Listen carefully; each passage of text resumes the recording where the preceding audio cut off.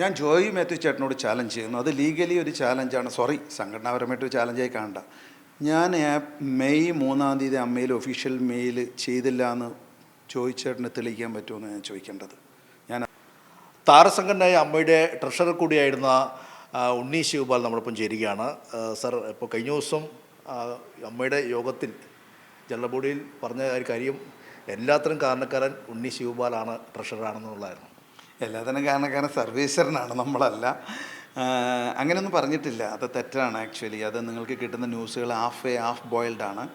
അതല്ല ആക്ച്വലി സംഭവിച്ചത്. അമ്മയിൽ എന്നെ തൽക്കാലത്തേക്ക് മെയ് 12-ാം തീയതി മുതൽ മാറി നിൽക്കാൻ പറയുകയും അത് കഴിഞ്ഞ് മെയ് 28-ാം തീയതി 27 എനിക്ക് കൃത്യ ഡേറ്റ് ഒരു ദിവസം വ്യത്യാസമുള്ളൂ, 3 ദിവസമുള്ള ഒന്നൊന്ന് കണക്ക് ശരിയാക്കി കൊടുക്കണമെന്ന് പറയുന്നു. അന്ന് വന്ന് ഞാൻ കണക്ക് ശരിയാക്കി കൊടുത്താലും 21-ാം തീയതിയാണ് ജൂൺ 21-നാണ് നമ്മുടെ ജനറൽ ബോഡി. അപ്പോൾ അതിനു മുന്നേ മെയ് 12-ന് തന്നെ അമ്മയിലുള്ള അക്കൗണ്ട്സിൽ ഇമെയിലുള്ള എൻ്റെ എല്ലാ ആക്സസ് ഇവർ മാറ്റിക്കളഞ്ഞു. ഇങ്ങനെ ചെയ്യാൻ പാടില്ലോ എന്നൊന്നും എനിക്കറിയില്ല.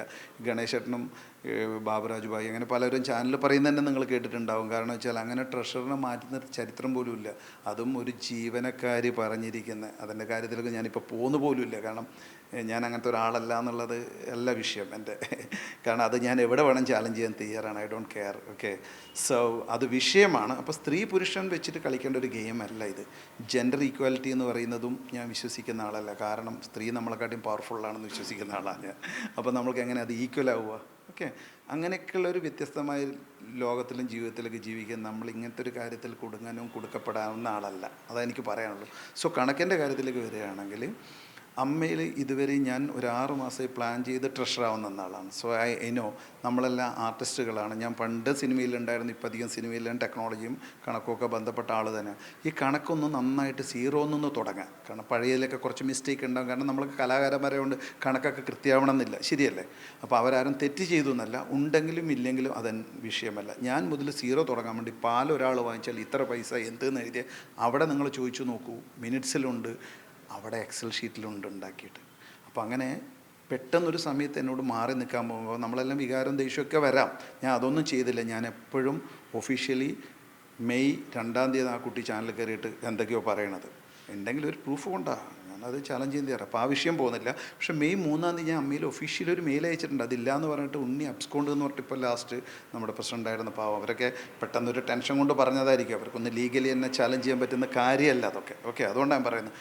ഒരു 7-8ഓളം ഇമെയിൽ അമ്മയിൽ കിടപ്പുണ്ട്. അതിനൊന്നും എനിക്ക് തിരിച്ച് റിയാക്ഷൻ തന്നിട്ടില്ല. കാരണം അത് തരാൻ പറ്റില്ല. എൻ്റെ ഒരു വീഡിയോ മെമ്പേഴ്സിൽ സർക്കുലേറ്റ് ചെയ്തിട്ടുണ്ടായിരുന്നു. ചില ചാനലൊക്കെ അതെടുത്ത് കാണിക്കുന്നു. ഞാൻ അതിൽ കണ്ടാലും കണ്ടില്ലെങ്കിലും അതിലൊരു വിഷയം പറയാം. എൻ്റെ പേഴ്സണൽ ഫോണ്, എൻ്റെ വാട്സപ്പ് ചാറ്റ്, ആ കുട്ടിയോ ആരുടെ ചാറ്റോ, എൻ്റെ യൂബർ യാത്രകൾ, അമ്മയുടെ മൊബൈലും ഉണ്ട്. ഞാനായിട്ട് ആ സമയത്ത് കൊണ്ടുവന്നിരിക്കുന്ന ഒരു ടെക്നോളജി ചേഞ്ചസ്, ഇതെല്ലാം അവിടെ കൊടുക്കാമെന്ന് ഞാൻ പോളിഗ്രാഫിൽ ടെസ്റ്റിന് വരെ തയ്യാറാണെന്ന് പറഞ്ഞു കഴിഞ്ഞാൽ അതല്ലേ നിങ്ങൾ ചെയ്യേണ്ടത്. നിങ്ങൾക്ക് ന്യായമാണ്, ശരിയാണ് വേണ്ടത്. അതൊന്നും ചെയ്യാതിരിക്കണമെങ്കിൽ ചിലവർക്ക് എന്തെങ്കിലും കാര്യം വിളിക്കാനുണ്ടാവുന്നതുകൊണ്ടാണല്ലോ, ഇൻക്ലൂഡിങ് ആ സ്റ്റാഫ്, അല്ലേ? വെറുതെ നമ്മളിങ്ങനെ പറഞ്ഞ് ഇന്നത്തെ കാലത്ത് അതൊന്നും പറ്റത്തില്ല. ഈ ജൻസിയൊക്കെ വേറെ രീതിയിലേ ഇത് നോക്കി കാണുന്നുണ്ടാവുക. അപ്പോൾ ഞാൻ അതുകൊണ്ടാണ് പറഞ്ഞത്, ഫോർ ദ പീപ്പിളൊക്കെയാണ് അഭിനയിച്ചത്. അറിയാത്ത ആൾക്കാർ ഒരുപാട് ഉണ്ടാവും. ഓക്കെ, ഇപ്പം ഞാൻ കുറേ നാൾ ടെക്നോളജി പലതിൽ നിൽക്കുന്നുണ്ട്. എൻ്റെ ബ്രെഡ് ആൻഡ് ബട്ടർ അല്ല അമ്മ.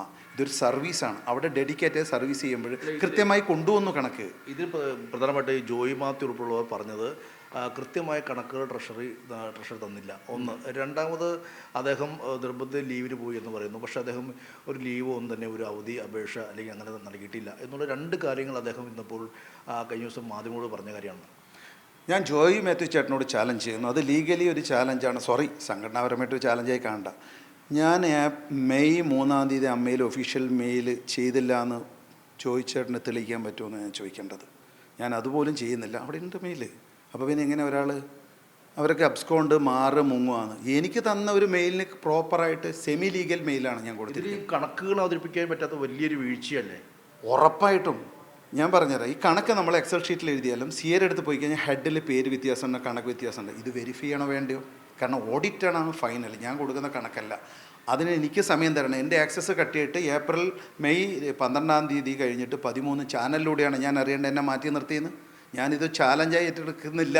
കാരണം ഒരുപാട് പാവപ്പെട്ട കലാകാരന്മാരുടെ പല സംഭവങ്ങളുണ്ട്. ഞാനത് വെറുതെ സെൻറ്റിമെൻറ്റ്സ് പറയുന്നില്ല. അതറിഞ്ഞിട്ടാണല്ലോ ഞാൻ ഡെഡിക്കേറ്റ് ചെയ്യുന്നത്. എന്നെ ചാലഞ്ച് ചെയ്യാൻ പറ്റില്ല അവർക്കൊന്നും. കാരണം അവിടെ കണക്ക് അവതരിപ്പിക്കാത്തതിൽ ഈ ട്രഷറിന് കൃത്യമായൊരു വീഴ്ചയില്ലേ? അത് പറയുന്നത് നമുക്ക് എങ്ങനെ ലോജിക്ക് മനസ്സിലാവും? അതാണ് ലോജിക്ക് പറയേണ്ടത്. ഒരു കമ്മിറ്റിയിലെ ഒരു ഭാഗമാണ് ട്രഷറർ. ഒരു കമ്മിറ്റിയിൽ ട്രഷറർ വീണാൽ അന്ന് ചോദ്യം ചെയ്യണം. അന്ന് ചോദ്യം ചെയ്യാണ്ട് ഇന്ന് വന്നിട്ട് ജനറൽ ബോഡിയിലല്ല ചോദ്യം ചെയ്തിട്ട് എല്ലാവർക്കും അവർക്ക് സർക്കുലേറ്റ് ചെയ്യാൻ ഉണ്ണി കണക്ക് തന്നില്ല. ശരിയാണോ ഞാൻ പറയണത്? അമ്മയിലെ എക്സിക്യൂട്ടീവ് മെമ്പർക്കല്ല, എല്ലാവർക്കും ഉണ്ണി കണക്ക് തരില്ല പറയാം.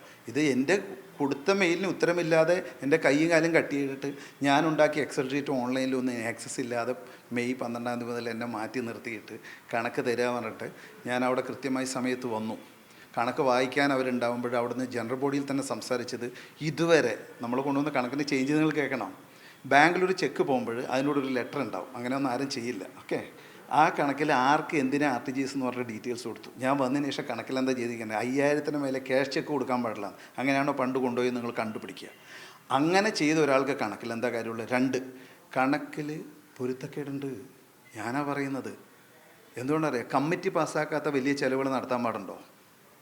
നിങ്ങൾ പറയണം. കമ്മിറ്റി പാസ്സാക്കാത്ത ലക്ഷക്കണക്കിന് രൂപയുടെ ചിലവ് നടത്താൻ പറ്റുമോ?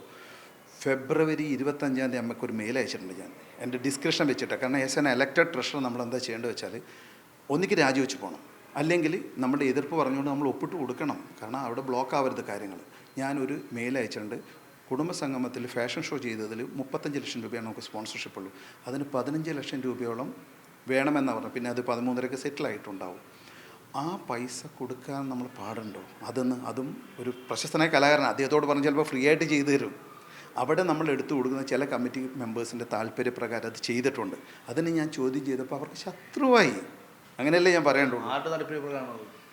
എക്സിക്യൂട്ടീവ് മെമ്പേഴ്സ്, ഞാൻ ആരും കുറ്റം പറയണില്ല. സംഭവിച്ചിട്ടുണ്ടെങ്കിൽ നിങ്ങൾ ലീഗലോട് ചെക്ക് ചെയ്യും. നിങ്ങൾ അമ്മയുടെ മിനിറ്റ്സ് ചോദിക്കാനുള്ള അധികാരം ഉണ്ടല്ലോ നിങ്ങൾക്ക്, എന്നോട് ചോദിച്ചല്ലോ. കാരണം ഒരു പബ്ലിക് സോഷ്യൽ ഓഡിറ്റ് ചെയ്യേണ്ട ഒരു സ്ഥാപനമല്ലേ ചാരിറ്റി സംഘടന. നിങ്ങൾ ചോദിക്കുക അവിടെ നിന്ന്, എന്നോട് മാത്രമല്ലല്ലോ ചോദിക്കേണ്ടത്. എന്നിട്ട് ഉത്തരം കിട്ടിയില്ല നിങ്ങൾ എന്നെ അറസ്റ്റ് ചെയ്യുക, അല്ലെ തൂക്കിക്കൊല്ലുക. താങ്കളെന്ന കാര്യത്തിലൊന്നും ഒരു പരസ്യമായൊരു മറുപടി ഇല്ലെങ്കിൽ അത്ര കാര്യത്തിലൊന്നും. ഇതൊരു വെറും 505 പേരോ അങ്ങനെയുള്ള, ഇപ്പം കുറച്ച് പുതിയവർക്ക് മെമ്പർഷിപ്പ് കൊടുത്തിട്ടുണ്ട്. ചെറിയൊരു ചാരിറ്റി സംഘടനയാണ്, വലിയ കാശുള്ള സംഘടനയാണ്. നിധി കാക്കുന്ന ഭൂതമാണ് ഞാൻ. ഓക്കെ, ഞാൻ ഈ പബ്ലിക്കിലെന്ന് പറഞ്ഞിട്ട് നമ്മുടെ മെമ്പേഴ്സിന് ഡാമേജ് ഉണ്ടാക്കേണ്ടതെന്ന് വെച്ചിട്ടാണ് പറയാത്തത്.